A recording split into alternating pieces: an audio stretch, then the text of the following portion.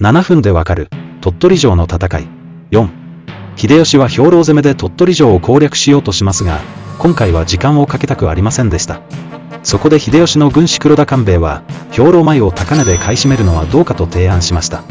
兵糧米が鳥取城内に入ることを阻止したかったからです。